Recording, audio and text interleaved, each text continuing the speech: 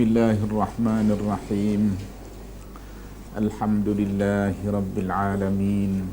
Wassalatu wassalamu ala rasulillahil amin, nabiyyina Muhammad wa ala alihi wa sahbihi ajma'in. Allahumma la sahla illa ma ja'altahu sahla wa anta taj'alu haznan in syi'ta sahla birahmatika ya arhamar rahimin. Ma sya'allahu kana wa ma lam yasha' lam yakun wa la hawla wa la quwwata illa billahil aliyyil azim. Aqul wa billahi taufiq.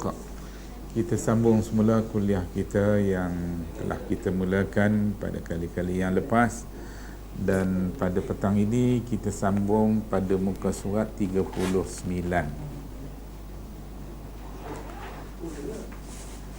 Dia kan? 39, betul.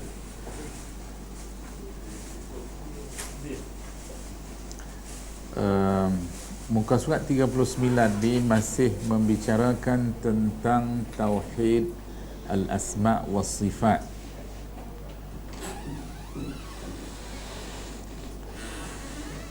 Kita dah mula bahagian awal, kita dah mula.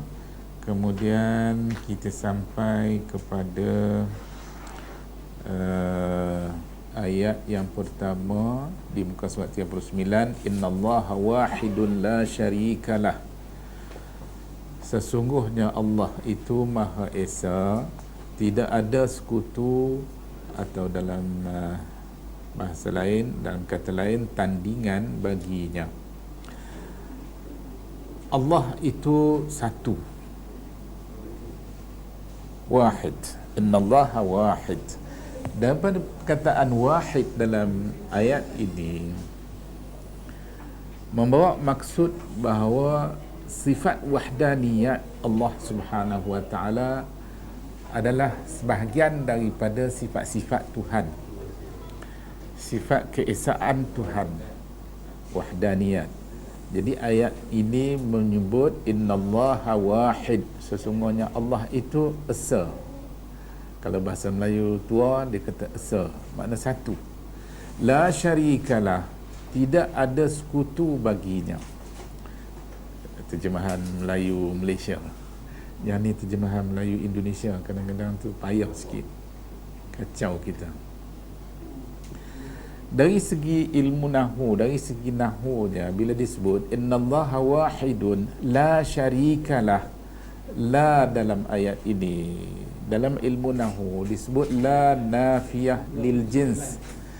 La yang membawa penafian jenis, makna tidak ada sebarang jenis sekutu bagi Allah itu, dalam apa bentuk sekalipun. Tidak ada sebarang bentuk penyekutuan terhadap Allah Subhanahu wa taala.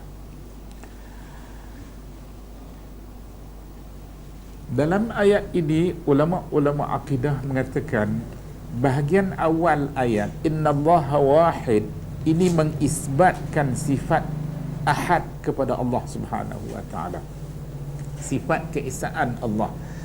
Sebab tu kita kalau kita ingat, pernah berlaku kepada Bilal ibn Rabah pada ketika Nabi dan para sahabat masih berada di Mekah, dan tekanan orang-orang kufar Quraisy Mekah terhadap Nabi dan umat Islam pada ketika itu sangat dahsyat, sehingga ada sebahagian di kalangan sahabat Nabi diseksa, termasuklah Bilal diseksa, dan juga sahabat yang lain, Ammar ibn Yasir, isteri Ammar iaitu Sumayyah, dan anak mereka Yasir ibn Ammar, anak kepada Ammar ibn Yasir, nama apa, juga termasuk dalam mereka, satu keluarga kena seksa.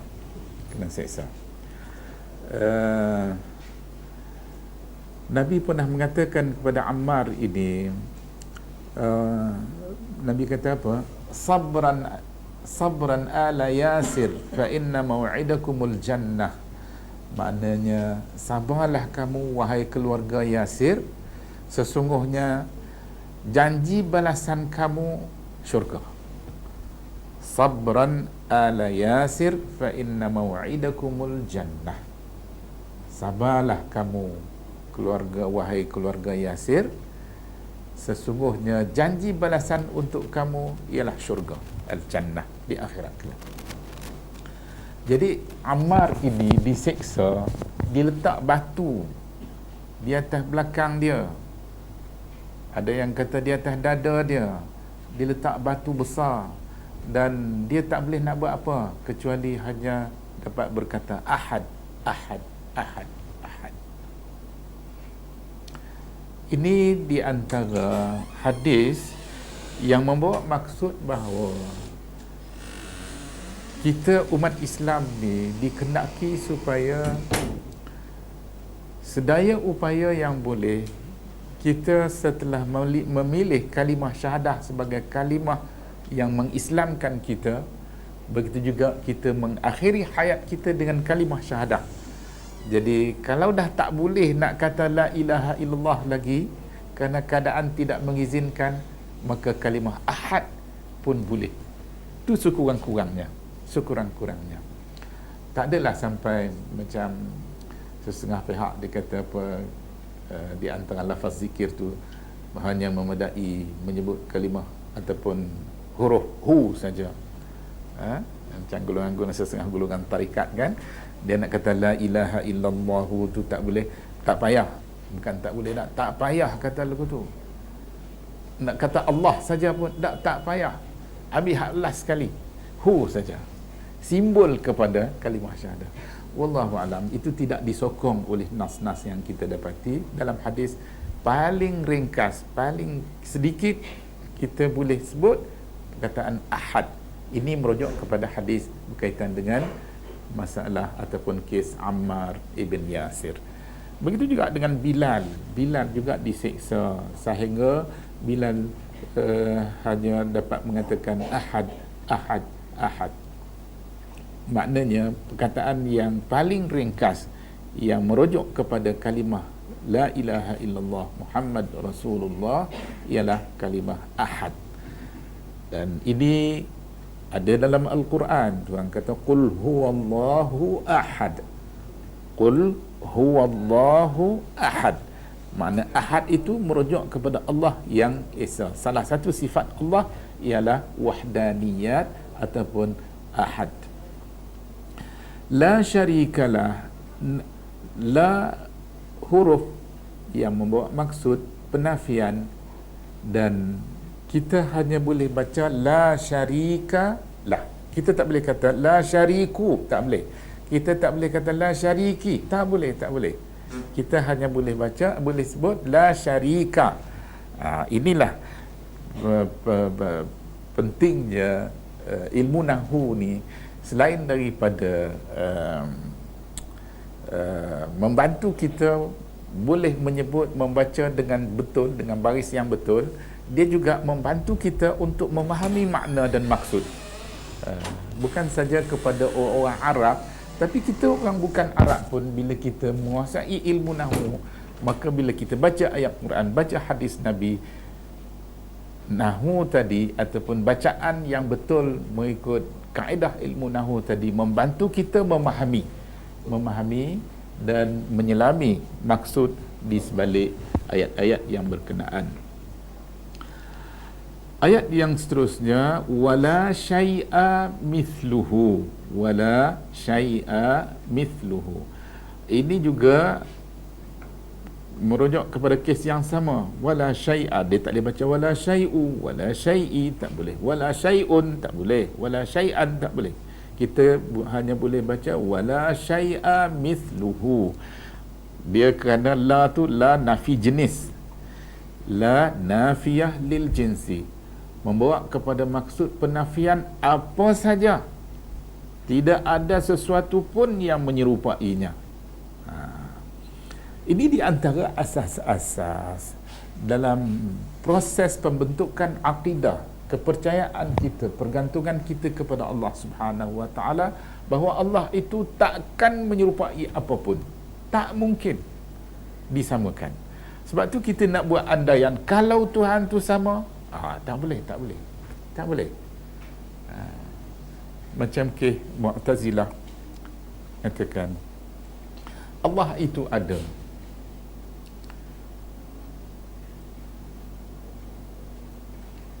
Kewujudan Allah Subhanahu wa taala tak sama dengan kewujudan makhluk dia. Jadi kita beriktikad bahawa Allah itu ada dan kewujudannya tak mungkin sama dengan kewujudan makhluk-makhluk yang lain. Kewujudan kita tertakluk kepada itu, tertakluk kepada ini, tertakluk kepada tempat. Kita ada dalam bilik ni, dalam ruang ni, kita tak ada di luar. Kalau kita ada di luar, kita tak ada di sini. Jadi kewujudan kita memerlukan ruang dan sebagainya. Kita tengok macam apa roda kereta tu, tayar kereta. Dia ada limit dia, kita nak buang angin, dia ada limit dia.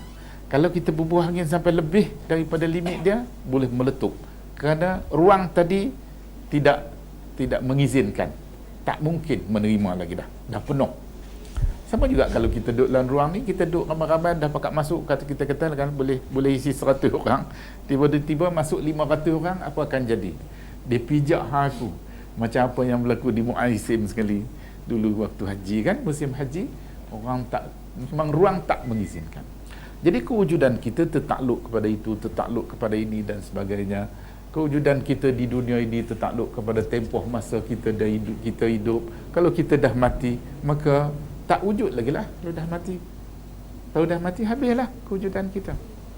Jadi Mu'tazilah dia pergi kepada mengisbatkan sifat-sifat Tuhan ini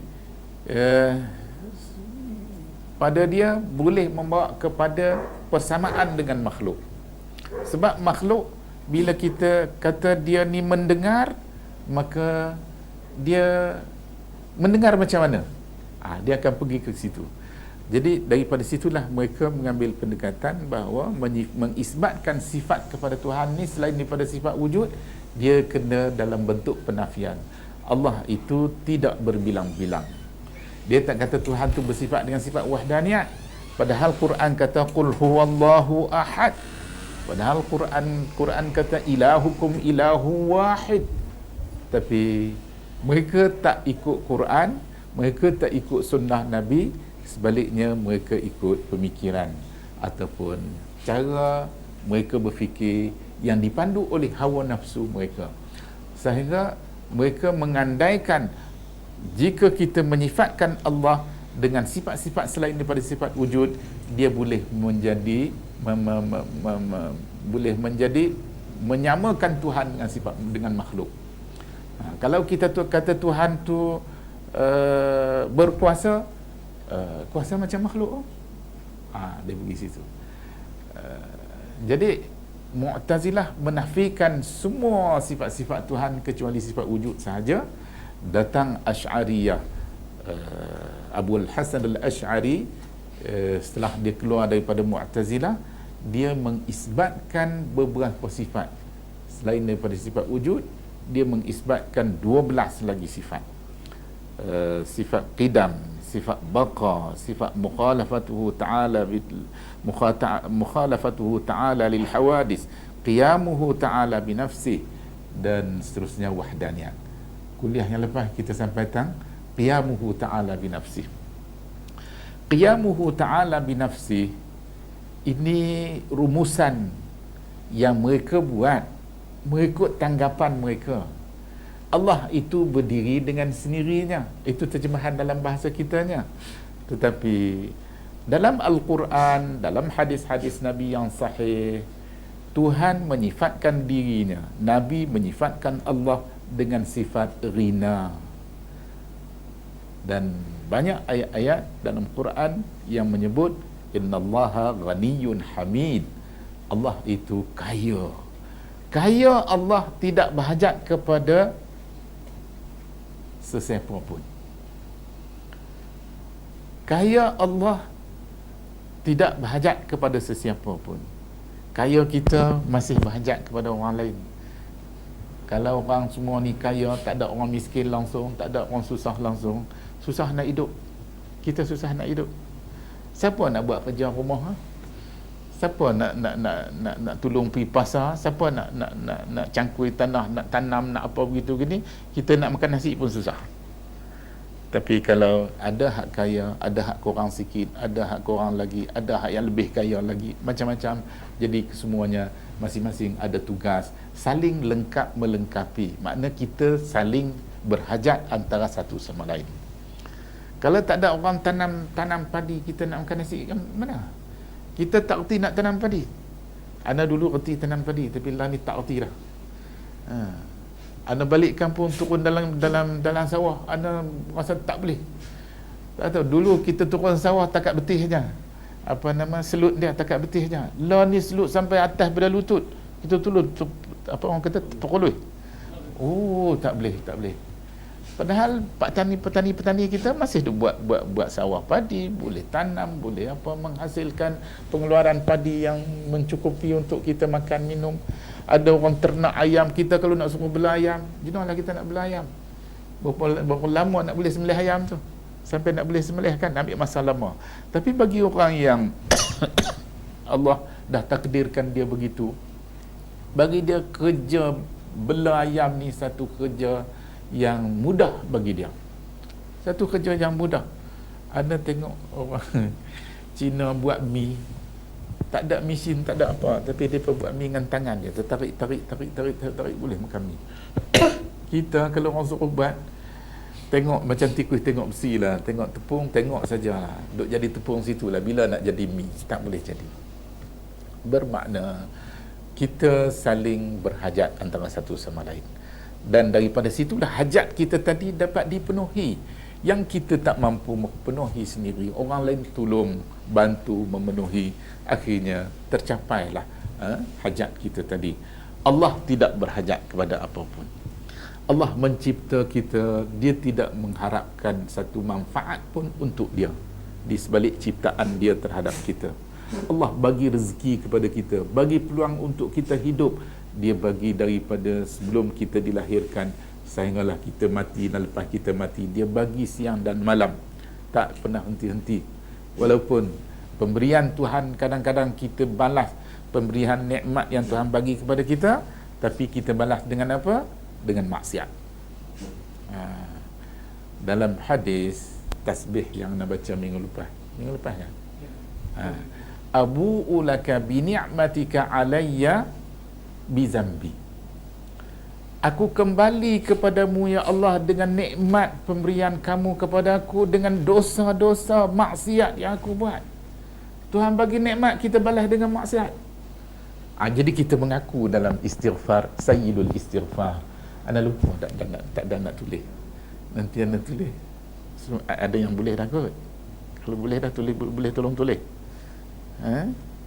Buat dalam komputer kita bagi. Elok kita hafal dari masa ke semasa.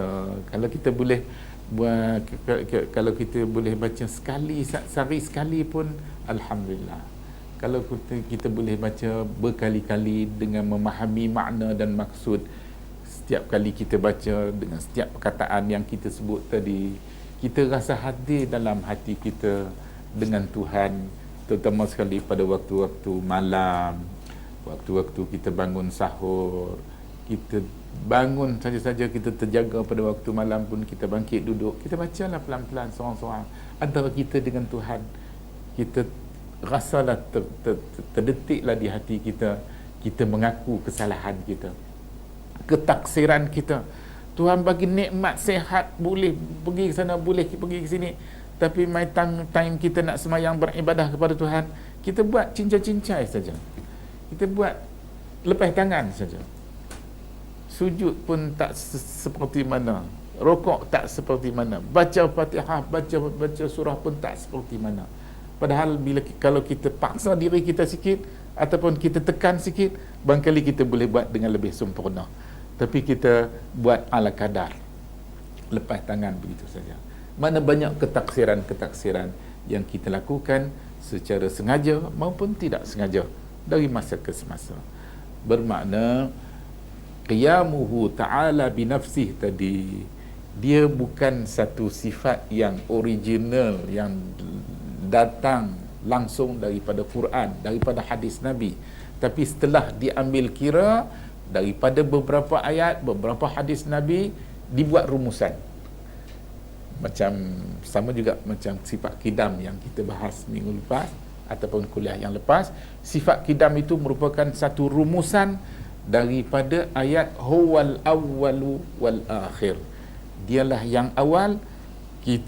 Mereka tak guna kata-kata ataupun firman Tuhan tadi secara langsung, sebaliknya mereka olah balik semula. Jadi ulama-ulama hadis ni dia tak berapa selesa cara macam tu. Kenapa? Kerana takut-takut nanti kita rasa kita lebih pandai daripada Tuhan. Hak yang Tuhan kata tu tak tepat lagi, yang kita kata ni lebih tepat ataupun lebih cantik lagi. Jangan. Walaupun kita barangkali tak sedap benda tu, tetapi biarlah kita ambil langsung daripada Quran, daripada hadis Nabi, kita selamat, takkan sesat. Nabi kata, lan tadillu ma in tamassaktum bihi ma kitaballahi wa sunnati. Kamu takkan sesat sampai bila-bila selagi kamu berpegang teguh kepada kitab Allah dan sunnah aku. Jadi nak berpegang teguh kepada kitab Allah dan sunnah Nabi tadi, jangan kita modify, jangan kita olah semula, kita ambil langsung. Itu yang originalnya. Sebab tu ulama-ulama hadis macam Imam Bukhari, bila orang tanya dia mengenai halal haram, dia baca ayat Quran bagi. Kalau Quran ada ayat Quran berkaitan dengan soalan tu tadi, dia baca ayat Quran. Faham tak faham? Kalau tak faham, dia tolong hurai. Kalau faham, selesai masalah dia. Makna jawapan kepada soalan ialah ayat Quran. Jawapan kepada soalan hadis Nabi. Kalau tak ada Quran, hadis Nabi. Tak ada daripada hadis Nabi, dia akan bawa pandangan para sahabat Nabi. Generasi yang paling dekat dengan Quran, paling dekat dengan hadis Nabi selepas Nabi ialah para sahabat Nabi. Begitulah generasi yang sebelumnya. Kalau tak ada daripada sana sini, baru dia bagi pandangan dia. Jadi dia tak selesa. Bahkan bukan Imam Bukhari seorang, ulama hadis secara umumnya tak selesa kalau orang tanya apa, halal. Halal tu pandangan kita, haram tu pandangan kita. Pandangan kita tu barangkali ambil direct daripada Quran. Tak apalah. Kalau ambil secara indirect daripada Quran, kita buat rumusan sendiri, itu pandangan ijtihad kita. Manakah lebih baik, ayat Quran dengan ijtihad kita? Tentulah ayat Quran, hadis Nabi lebih baik daripada pandangan kita. Balik kita kepada yang ketiga, wala syai'a yu'jizuhu, tidak ada sesuatu pun yang dapat melemahkannya. Ini dalam satu hadis Nabi menyebut antara doa yang patut kita baca dari masa ke semasa ialah Allahumma la mani'a lima a'taita wa la mu'tiya lima mana'ta wa la radda lima qadaita wa la yanfa'u zal jaddi minkal jaddu. Allahumma, ya Allah, la mani'a lima a'taita, tidak ada yang menegah terhadap apa yang kamu bagi. Kalau Tuhan nak bagi kat kita, tak ada siapa yang boleh halang. Tapi kalau Tuhan tak nak bagi kat kita, tak ada siapa yang boleh bagi kat kita. Nak langkah Tuhan tak boleh, nak melemahkan Tuhan tak mungkin. Tuhan kata tak boleh, tak ada siapa pun yang kata boleh. Tak boleh. La mani'a lima a'taita, tidak ada yang boleh menegah, yang boleh menghalang apa yang Tuhan nak bagi kat kita. Kita merayu kat Tuhan, Allahumma la mani'a lima a'taita wa la mu'tiya lima mana'ta, tidak ada sesiapa pun yang boleh memberi apa yang Tuhan halang, Tuhan tak bagi. Makna kita percaya, yakin kepada Tuhan, rezeki kita Allah dah tentukan. Allah boleh bagi. Kadang-kadang ada benda yang kita tak terlintas dalam hati kita, kita nak dapat, Tuhan gerak hati dia, bagi kat kita. Kadang-kadang kita duk berasa yakin sangat 100% kita boleh dapat, tiba-tiba tak dapat. Allah tak nak bagi kepada kita. la wala mu'tiya lima mana'ta, tak ada siapa pun yang boleh memberi apa yang Tuhan tegah, Tuhan halang, tak boleh beri. Bila kita baca dengan kefahaman yang bersama dengan bacaan yang kita baca, akan memberi kesan langsung kepada proses pembentukan akidah kita dari masa ke semasa. Jadi semakin banyak kita ulang, semakin kerap kita baca, semakin teguh iman kita, semakin percaya dan yakin kita kepada Allah Subhanahu wa taala. Kemudian wala ilaha ghairuh, tidak ada ilah selain daripadanya. Tidak ada ilah yang berhak diibadahi dengan benar selain dia. Ini terjemahan Indonesia. Baik. Ini masih merujuk kepada sifat-sifat Allah Subhanahu wa taala. Yang kelima, qadimun bil ibtida'. Qadimun bil ibtida', daimun bil intiha'.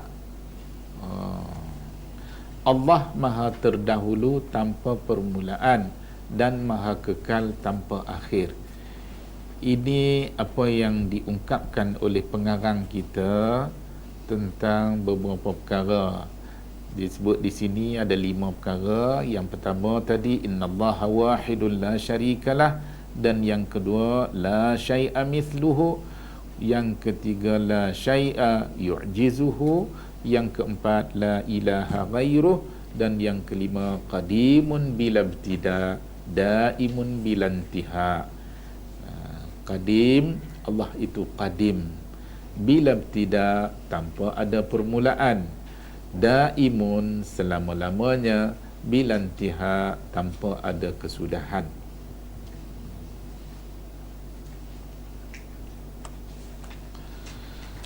Baik, seterusnya Imam At-Tahawi rahimahullah berkata, maha terdahulu tanpa permulaan.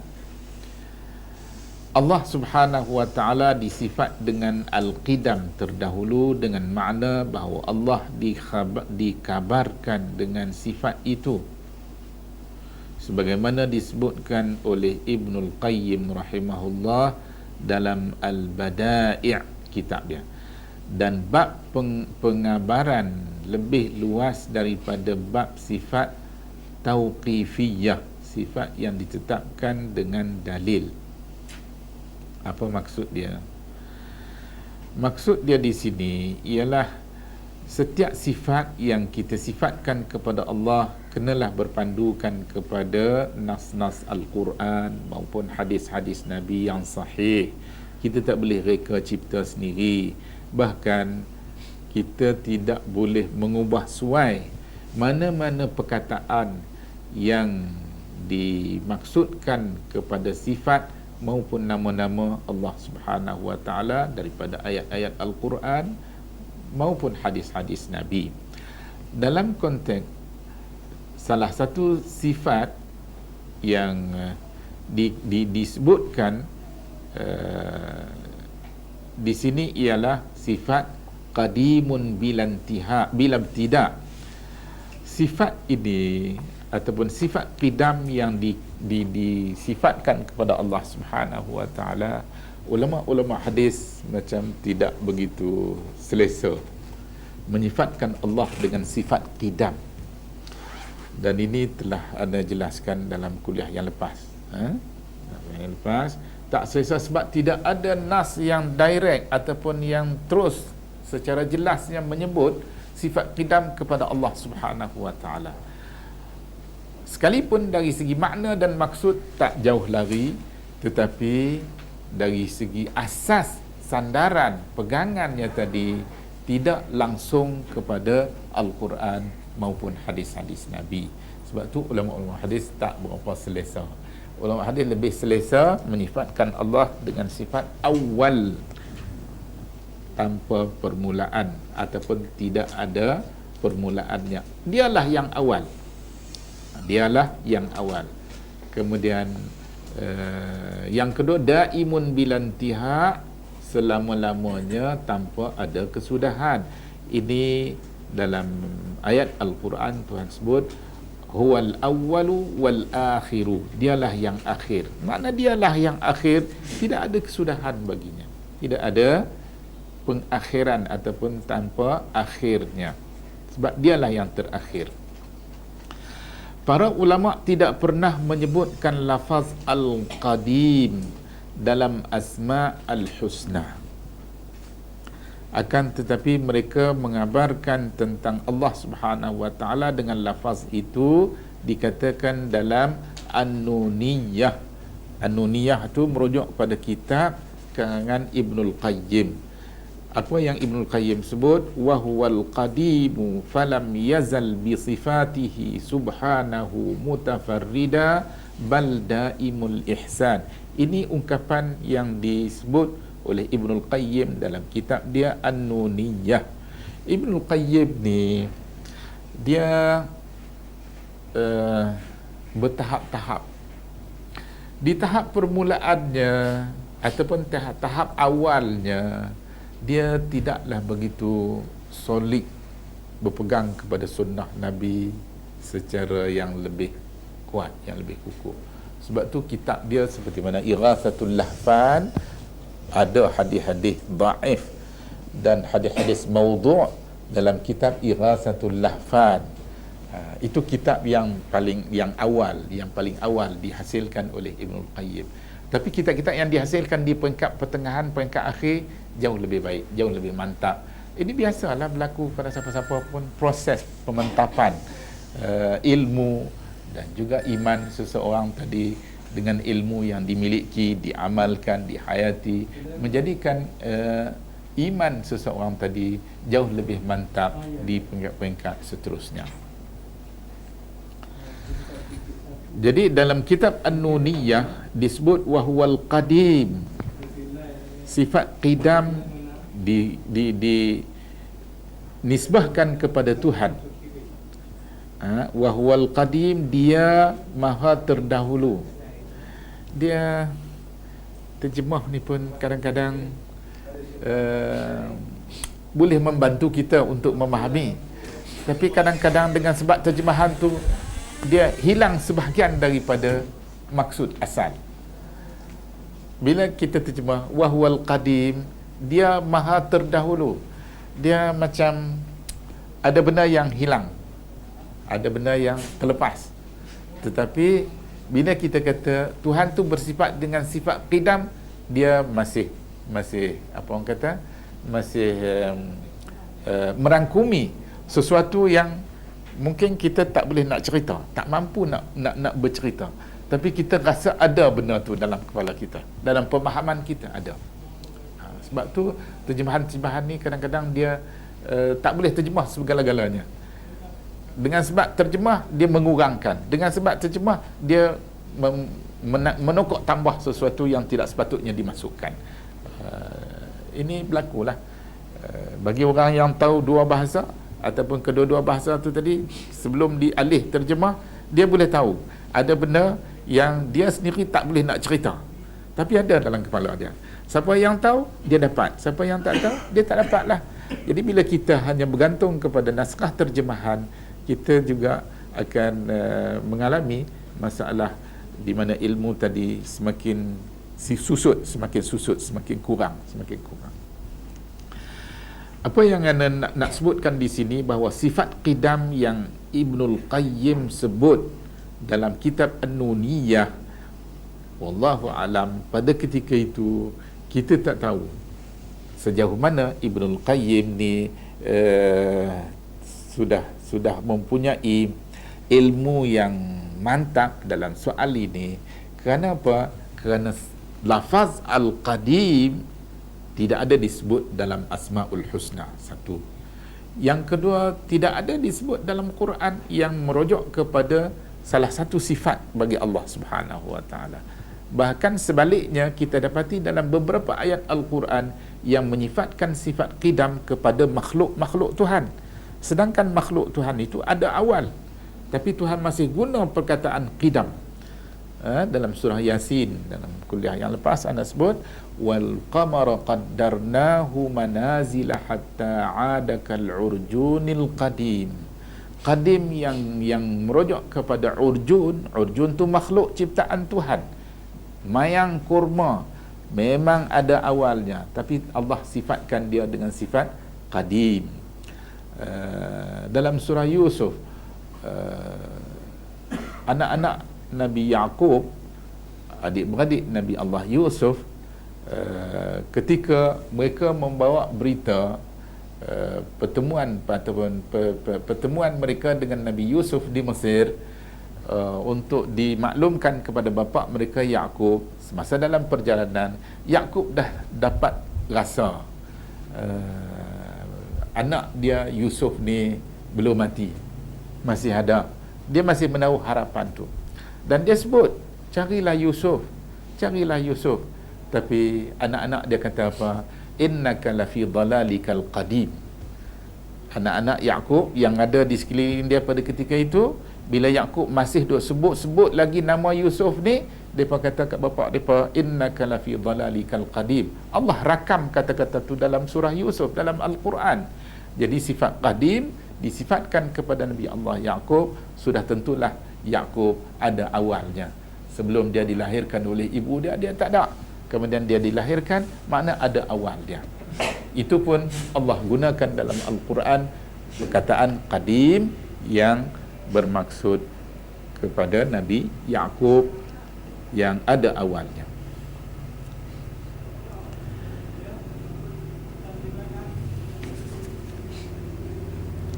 Begitu juga dalam surah Asy-Syu'ara, Tuhan cerita pasal Nabi Ibrahim dengan kaum dia.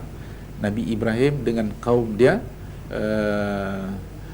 bila Quran kata antum wa aba'ukumul aqdamun, bila kaum Nabi Ibrahim tuduh Nabi Ibrahim memusnahkan berhala mereka, Ibrahim jawab apa?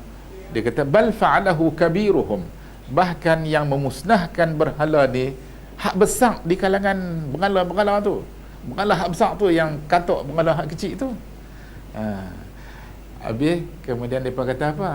Mereka kata kami warisi daripada mak bapa nenek moyang kami yang terdahulu. Kemudian Nabi Ibrahim kata kepada mereka, antum wa aba'ukumul aqdamun. Allah rakam kata-kata Ibrahim dalam surah Asy-Syu'ara, antum wa aba'ukumul aqdamun. Aqdamun merujuk kepada bapa nenek moyang mereka yang terdahulu, di mana mereka mewarisi sembahan berhala sebagaimana yang mereka dapati daripada mak bapa nenek moyang mereka. Jadi mereka tak mengaku yang mereka tu tak betul. Sebaliknya, walaupun mereka faham, tapi mereka masih mengelak untuk menjawab jawapan Nabi Allah Ibrahim. Dan kerana Nabi Allah Ibrahim dituduh memusnahkan berhala mereka. Baik, seterusnya yang keenam, la yafna wa la yabidu. Allah tidak fana dan tidak pula binasa. Tidak fana bermakna tidak rosak, wala yabid dan tidak pula binasa. Maksud dia sama. Kedua-dua perkataan la yafna wala yabid ini merujuk kepada salah satu sifat Allah, iaitu baqa. Baqa ada dalam ayat Al-Quran. Tuhan sebut wa yabqa wajhu rabbika dzul jalali wal ikram dalam surah Ar-Rahman. Wa yabqa wajhu rabbika dzul jalali wal ikram, maksudnya kekal wajah Allah. Wa yabqa wajhu rabbika, kekal wajah Allah yang mempunyai kebesaran dan kemuliaan. Sifat baqa yang disifatkan kepada Allah Subhanahu wa taala, para ulama hadis mengambil pendirian berhati-hati. Salam. Kalau sifat qidam, ulama hadis mengambil pendirian tidak selesa menyifatkan Allah dengan sifat qidam. Kerana sebab-sebab yang telah anda sebutkan tadi. Manakala sifat baqa, mereka mengambil pendirian berhati-hati. Sebab sifat baqa yang disifatkan oleh golongan Asy'ariyah kepada Allah Subhanahu wa taala, mereka hanya ambil sebahagian, mereka tinggal sebahagian lagi yang lain. Quran kata wa yabqa wajhu rabbika zul jalali wal ikram, kekal wajah Allah. Mereka menerima sifat baqa tapi mereka menolak sifat wajah bagi Allah Subhanahu wa taala. Apa mereka kata? Mereka kata kekal zat Allah. Wajah ditakwil dengan maksud zat Allah. Ini kita kata modify ni. Tuhan kata wajah. Wajah dalam bahasa Arab, kita rujuklah kepada kamus bahasa Arab mana pun, tak ada kamus yang mengatakan wajah dengan makna zat. Tak ada. Zat lah, wajah. Sebab tu para ulama hadis, Imam Malik kata, bila Tuhan sebut wajah, faham makna dia. Kami faham. Orang Arab, orang bukan Arab yang faham bahasa Arab, bila baca ayat wa yabqa wajhu rabbika zul jalali wal ikram, faham. Tapi kata Imam Malik, is-su'al anhu bid'ah. Kita tanya nak tahu lebih daripada apa yang dinyatakan kepada kita, ini satu kerja bid'ah.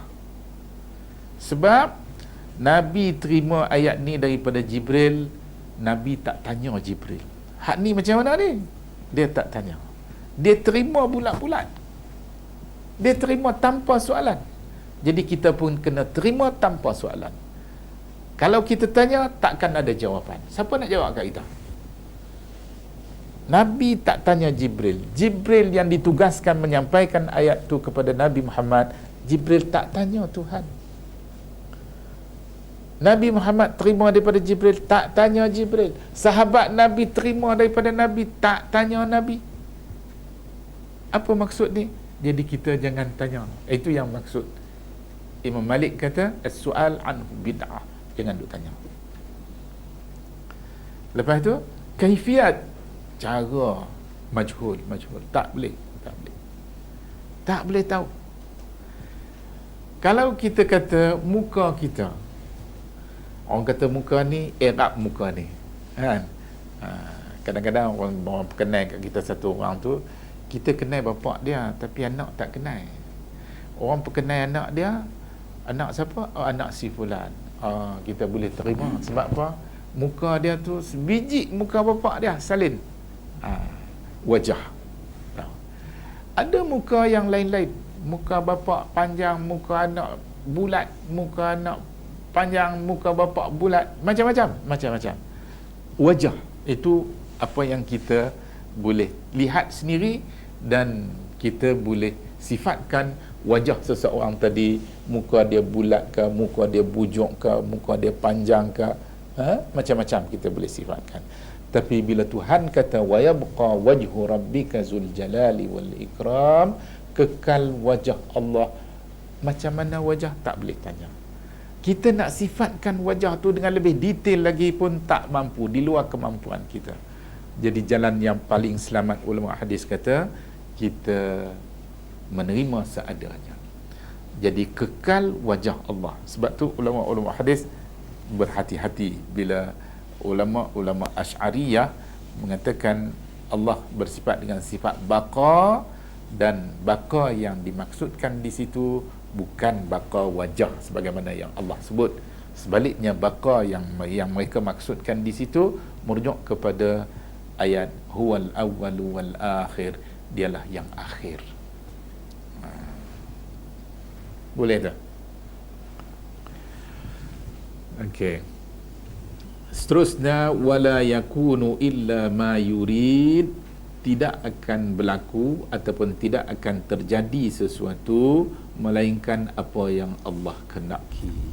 Dalam Quran Tuhan sebut fa'alul lima yurid. Allah buat apa yang dia kehendaki. Ana selalu bila nak mula bagi kuliah, ana akan baca Masya Allahu kana. Apa yang Allah kehendaki terjadi. Masya-Allahu kana. Wa ma lam yasha' lam yakun. Apa yang Allah tak kenaki takkan jadi. Ni kita nak bagi kuliah ni baru nak start ni. Nak jadi tak jadi kuliah kita ni, kita serah kepada Tuhan. Kadang-kadang pi nak bagi kelam apa tak tahu. Tak nampak. Tak mai dalam kepala.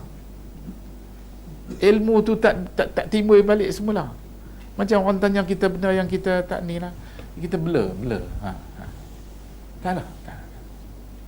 Ana pergi bagi kuliah sekali di Selangor. Ana tak ingat tak mana di Selangor.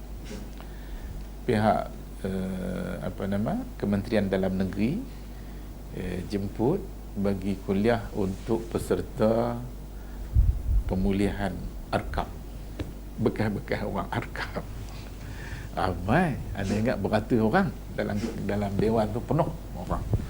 Dia pun bawa anak pergi dengan kereta polis apa, anak tak tahu tang mana dia bawa, tak pergi sampai situ, turun masuk dewan bagi kuliah 2 jam. Masuk berdiri di rostrum yang depa sedia tu, mula anda nampak orang penuh dewan, ramai. Sekejap anda tengok kiri kanan, dia mai rasa nampak kelabu, tak nampak apa langsung. Anda duduk berdiri, anda dah start nak bercakap dah. Assalamualaikum dah bagilah. Ingatan anda pun habis. Berasa tak tahu nak kata apa. Mata pun tak nampak, duduk celik tengok orang tapi tak nampak. Nampak kelabu, lama tak nampak apa langsung.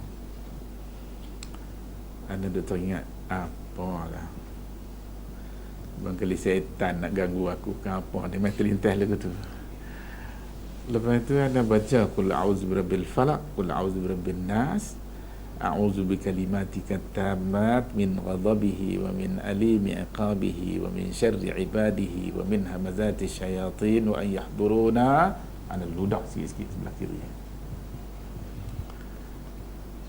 Ada pejalan celik anda pasal nampak sikit-sikit kelabu-kelabu dah nampak dah. Tahu kata ada orang di depan tu, tapi kalau orang kata boleh kenal tak boleh kenal lagi. Dia masih anda duk baca lagi sekali, anda ludah. Tak berapa kali anda tak ingat berapa kali anda baca. Setiap kali anda baca, anda nampak semakin terang. Sampailah terang, mungkin ambil masa kat 10 minit ada barangkali. Berpeluh, rasa berpeluh, panas badan, rasa berpeluh. Lepas tu mulalah anda nampak kiri kanan, anda tengok kiri kanan, anda nampak semakin jelas orang depan tu. Yang depan-depan sekali pun nampak elok. Baru start bagi kuliah. Bagilah kuliah pasal akidah ni lah. Dia pun suruh anda bercakap pasal akidah ni, kepercayaan kepada ghaib. Anda bercakap 1 jam anda bercakap, selesai dia pun kata rehat sekejap, berhenti minum apa itu ini. Masa minum tu minum sekali lah, bercampur dengan mereka, dengan polis-polis apa. Jadi sambil-sambil tu sembang juga lah. Mereka pun duk tanya soalan ni. Termasuklah soalan berkaitan dengan isteri-isteri mereka yang buat pengakuan. 7382 Raja siapa tak ada tu lampu. 7382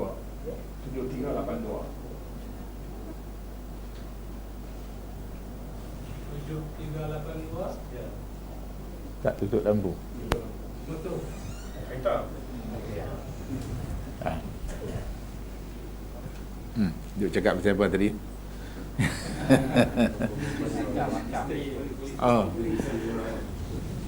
Isteri-isteri orang arkam yang dah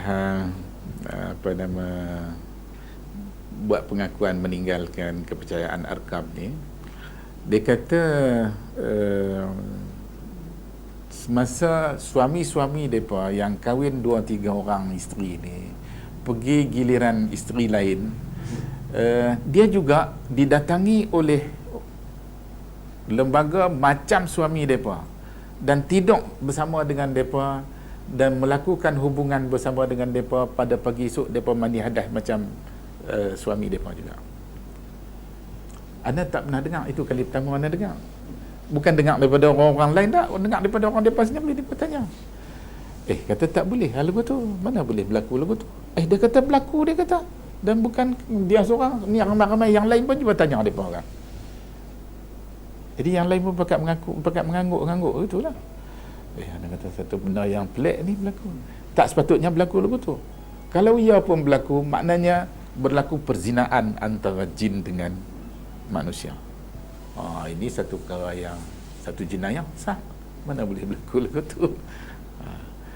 Dia mengaku sungguh-sungguh, beria-ria dia mengaku. Dia kata memang dia macam suami dia. Sama, rupa paras, rupa betul macam suami dia. Kemudian ada pula setengah isteri-isteri ni buat pengakuan. Dia kata bila hari-hari tertentu suami dia balik nak tidur dengan dia, tak boleh tidur. Suami tidur di bawah, dia tidur di atas kaki, suami dia tidur di bawah. Tak boleh dekati. Makna macam ada halangan, ada sesuatu. Wah, pening kita nak menjawab soalan-soalan macam tu. Anda tak dengar orang nak tanya lagu tu.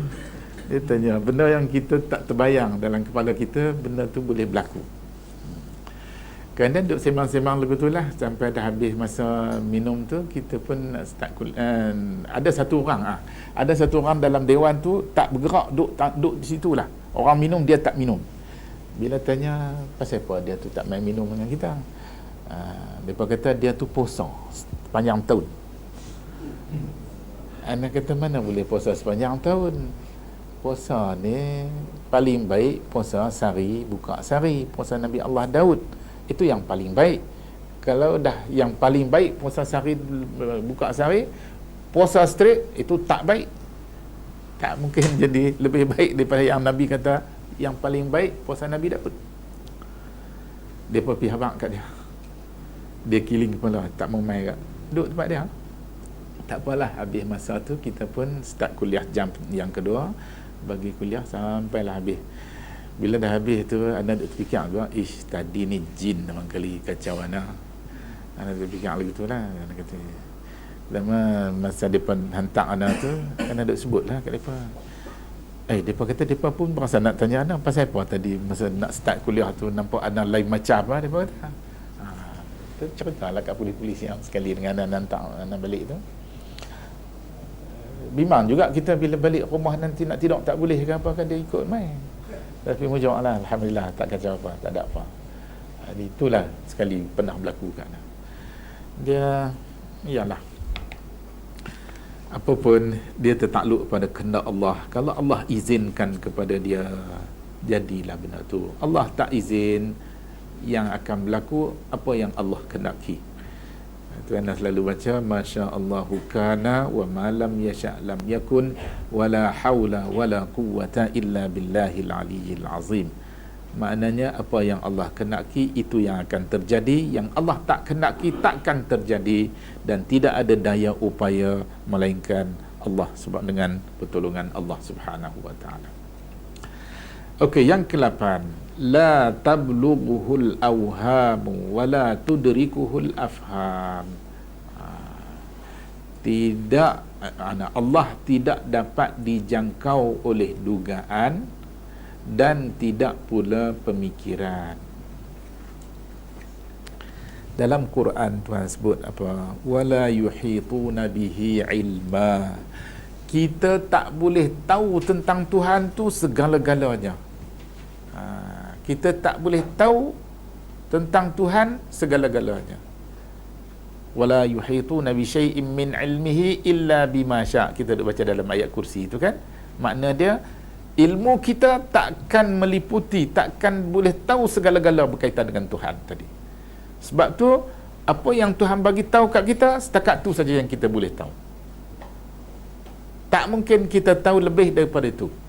Tak ada sumber yang boleh membantu kita, memberi ilmu kepada kita lebih daripada apa yang Tuhan nyatakan kepada kita tentang diri dia, tentang sifat dia, tentang nama-nama dia dan segala macam yang lain. Itu maksud wala tabluhul awhamu. Tak boleh capai waham ni, rasa-rasa, sangka-sangka. Itu waham. Waham ni 40 daripada 60 ataupun 30 70. Kita hanya boleh agak-agak, barangkali 30%. Yang 70 tu memang tak tahu sungguh. Kalau kita kata zan ni berat sangka, berat sangka ni kita rasa 70 ataupun 60 kita boleh tahu, tapi yang 40, yang 30 lagi kita tak boleh tahu. Itu dipanggil zan. Dalam Quran Tuhan sebut in yattabi'una illa zan. Orang kafir, orang yang tidak beriman ni, dia bercakap sesuatu tentang alam gaib ni, tentang Tuhan, mereka hanya ikut sangkaan sahaja. Sangkaan, kalaupun dengan ilmu, dengan kajian dia, dengan segala macam usaha, dia hanya sangka saja. Agak-agaknya begitulah. Ada Cina duk beli sayur sekali, kadang-kadang beli ikan sekali dengan anak, jumpa dengan dia, sehat. Dia angguk lagu tu lah. Dia kata, sehat apa Haji? Dia kata, tua-tua lagu kita ni hari-hari makan ubat, boleh jalan lagu ni, okey lah. Dia kata, habis hang makan ubat apa? Ubat, dia kata, makan tu sampai balik sana. Dia kata, ubat ni kena makan sampai balik sana. Anda kata nak balik ke mana? Dia gelak, dia pejam mata, gelak. Jadi kesempatan tu kita bersembang, sebut jugalah kat dia pasal-pasal kami orang Islam percaya lagu ni. Cerita kat dia, hang faham tak faham, hang punya pasal lah. Maknanya kesempatan dakwah tu kita bagi walaupun sikit. Soal sampai kat dia, dia nak terima, dia tak terima, dia dengan Tuhan. Dia dengan Tuhan. Kemarin pun jumpa lagi dengan anak kata kat dia, hang mai beli sayur, beli apa ni, sendiri beli, sendiri masak, sendiri makan lah. Dia kata, anak-anak dia kata balik tengok saja, tapi duit pun tak bagi. Kuat nak balik bantu-bantu tak ada. Dia nak mai daripada rumah dia tu, atuk tapak kaki di jalan, pakai apa nama, tongkat yang tu jauh juga daripada rumah dia, nak main beli ikan, terpaksa main beli, tak ada siapa nak bantu dia. Dia kata, anak kata dia sendiri beli, sendiri masak, sendiri makan lah. Dia kata, betul lah. Kata lagu tu lah, sekarang you dengan anak-anak you, besok anak-anak you dengan anak-anak mereka. Hari ni mereka buat kat mak mereka, besok anak mereka buat kat mereka pula. Macam tu. Betul Haji, dia kata, betul. Kami orang Islam, anda bila cakap, kami orang Islam gini cerita dia. Dia angguk pejam mata, tak tahu kat dia. Kita kadang-kadang tu dia terlalu sangat lah. Kita dengan orang bukan Islam ni nak cakap pasal Islam tu jadi sensitif, jadi allergic sangat, macam tak ada ruang nak cakap dengan dia. Hindu depan rumah ada, keluarga dia mati, Ana pi lah, Ana balik bayar jemaat. Balik-balik dia faham kata Hindu depan rumah tu mati. Oh, sakit apa? Tak nampak dia sakit, duk naik motor pagi petang naik motor. Tiba-tiba dia faham kata mati. Ana pi depan rumah dia tu, nak masuk tengok boleh tak? Dia kata boleh. Masuk tengok duk terkejut, bubuh duit 5 sen, 10 sen kali 5 sen gitulah. Dia bubuh dalam hidung ni. Lubang hidung belik ni satu. Anda kata tu pasal apa buat lagu tu? dia tak mau jawab lah, dia lengok gitu lah. Jadi yalah, kita tengok tu, kita nak tanya lah macam tanya dia. Dia pun susah juga nak jawab. Kesempatan tu kita bagilah sepatah dua kata. Sampaikan dakwah Islam tu kepada mereka. Sampai pulanglah, Tuhan bagi hidayat kat dia, dia boleh masuk Islam lah. Tapi tak tahulah setakat ni masuk Islam ke tidak. Lepas dah mati, malam-malam bunyi macam orang duk tahlil tu. Lebih kurang sama dengan kita. Bunyi begitu. Anak duk dengar, anak pi lalu lepas tu dengar, tak apa nak biji lah, tak apa nak ketahuan apa dia sebut tu. Jadi besoknya tu nak jumpa dia lalu tu, nak tanya dia. Malam bunyi duk baca-baca apa-apa. Dia kata bacalah apa-apa pun, dia kata orang mati semalam lah. Dia kata orang Melayu pun ada buat lagu tu kan, dia kata. Kata ada Tapi kami dalam agama kami kata bila ada orang mati lagu tu, kita dikendaki supaya banyak berdoa, minta Tuhan ampunkan salah silap dia. Dia kata mereka pun sama juga. Kalau macam tu dia kata kita boleh bertukar maklumat lah. Dia kata boleh bertukar maklumat. Lama nak tanya dia, orang Hindu semayang tak? Dia kata semayang. Berapa kali satu hari, satu malam? Itu ada 2 kali, ada 4 kali, ada 5 kali, ada sampai berapa kali kan. Ana tanya dia, you makan sehari berapa kali? Dia kata ada 3 kali, ada 4 kali. Bagus, ana kata. You semayang kadang-kadang 2 kali, kadang 3 kali, kadang 4 kali. Makan pun sama juga. Kami orang Islam, makan pulang. Selera kita nak makan berapa kali tu pulanglah. Tapi kami kena semayang sehari semalam 5 kali. Tak mungkin kurang pada 5 kali. Dia duduk dengar, Ana duduk cerita kat dia. Ana tengok dia macam dia bagi perhatian, Ana tambah lagi sembang dia, tambah betul. Ada seorang tu jiran juga Cina, Serani dia kata. Dia Serani. Bila mak dia mati, dia kata kat Ana, mereka ikut agama Nasrani, bukan macam Cina-Cina lain. Dia kata tak, mereka nanti ada upacara dia yang tersendiri. Mereka percaya kepada Nabi Isa. Anak kata kami pun beriman dengan Nabi Isa. Kami beriman dengan Nabi Isa. Apa hang tahu tentang Nabi Isa? Dia pun cerita. Anak kata okey, yang kami kenal Nabi Isa nya begini cerita kat dia. Dia kata banyak persamaan. Tapi anak kata kami juga beriman pada Nabi Muhammad lepas pada Nabi Isa. Ramai pengikut-pengikut Nabi Isa yang beriman dengan Nabi Isa dan juga beriman dengan Nabi Muhammad. Ini yang terbaik, anak kata. Itu yang sepatutnya jadi. Jadi adakah kamu beriman dengan Nabi Muhammad? Dia diam, dia macam tersentak sikit. Ialah kesempatan yang semacam tu, tempat kita ni susah nak dapat peluang yang semacam tu. Melainkan kita kena ambil kesempatan lah bila ada peluang, kita kena sampaikan Islam kepada mereka seberapa daya yang boleh.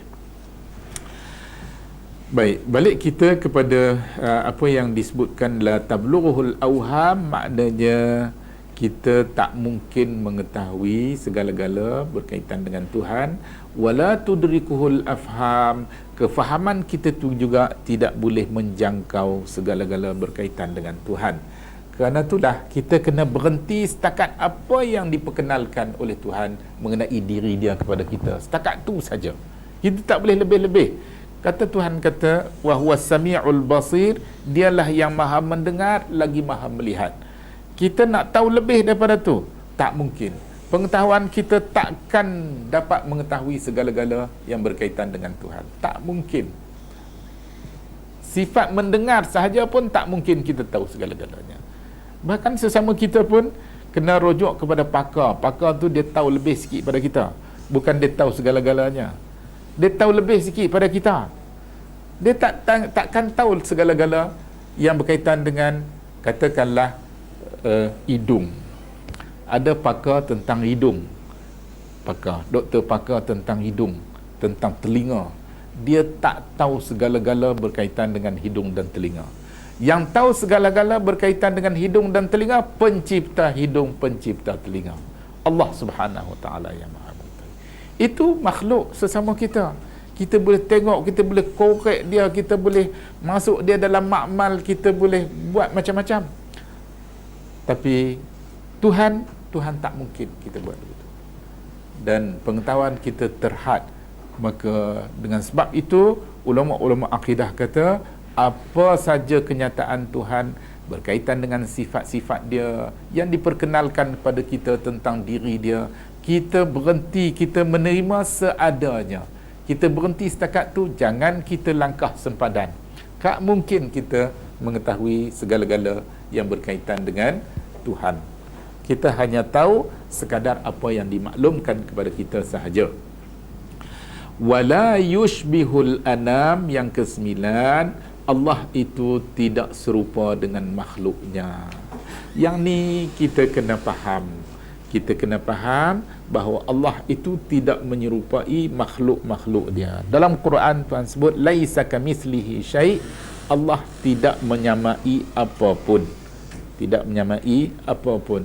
Jadi bila Allah sifatkan diri dia dengan satu-satu sifat, maka jangan ada lintasan dalam kepala kita, dalam kefahaman kita sama dengan makhluk. Tak boleh. Allah mendengar yang layak bagi Allah, mendengar yang layak bagi makhluk. Antara mendengar Allah dengan mendengar makhluk tak mungkin sama. Jadi bila kita ambil pendirian yang semacam tu, selesai masalah kita. Tak banyak persoalan yang timbul, tak banyak keraguan yang menghantui pemikiran kita, yang boleh menggugat kefahaman dan juga pemahaman kita tentang sifat-sifat Allah Subhanahu wa taala.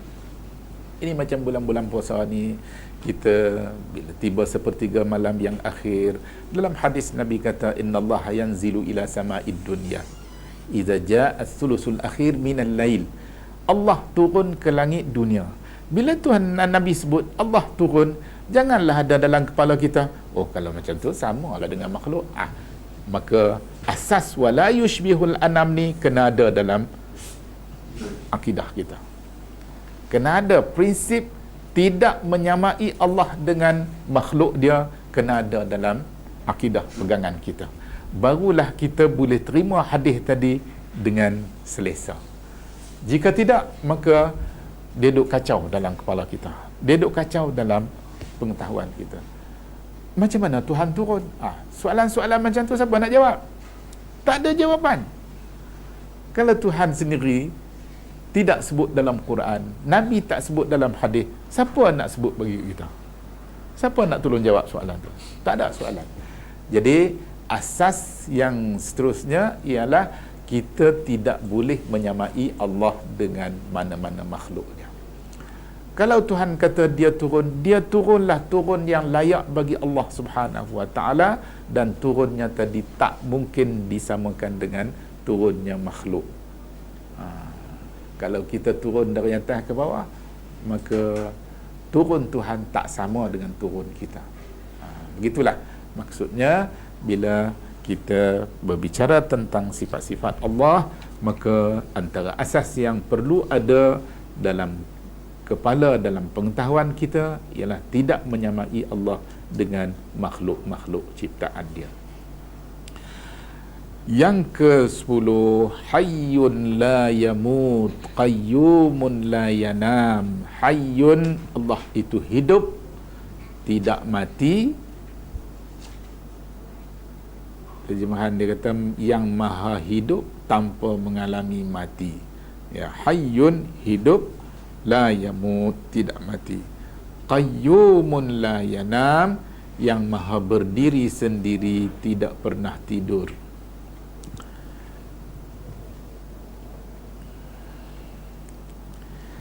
Dalam ayat kursi kita baca apa? La ta'khuzuhu sinatun wala naum. Sebelum tu la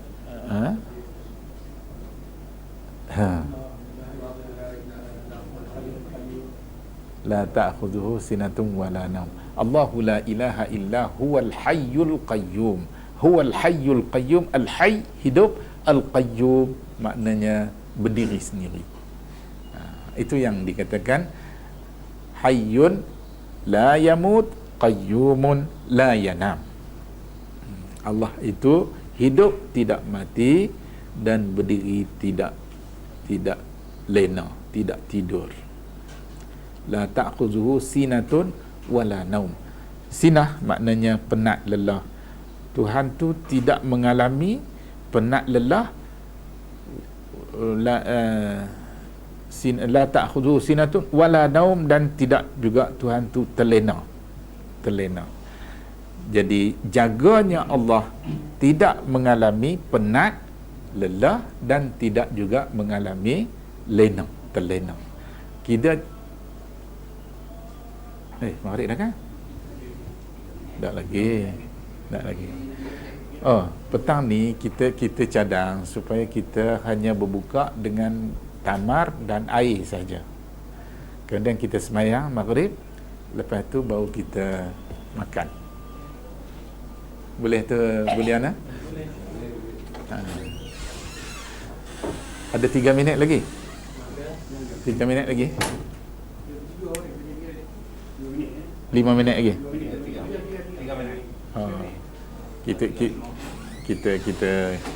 Kita tangguh dululah kuliah kita berhenti setakat ni dulu. Sebab kita ada anak-anak yatim berapa orang? 2 orang saja. Kita boleh bagi. Kita nak serah zakat